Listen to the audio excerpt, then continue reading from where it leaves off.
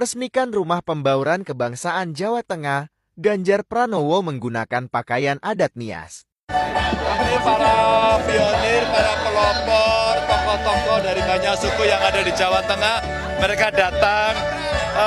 Nias, ada Jawa, ada Maluku, ada NTT, tadi berkumpul dari Papua juga berkumpul. Mereka sepakat bahwa perlu kiranya ada rumah pembaruan ini agar ada meeting point untuk mereka bisa bertemu. Apalagi sekarang sudah masuk tahun politik. Janganlah kemudian nanti kita membawa isu-isu sara gitu ya. Maka kemudian rumah ini menjadi begitu penting buat kita untuk mendinginkan situasi. Karena kita bersaudara. Kita bangsa Indonesia, kita berbahasa Indonesia, kita bertanah air Indonesia, dan kita bernegara Indonesia. Ya.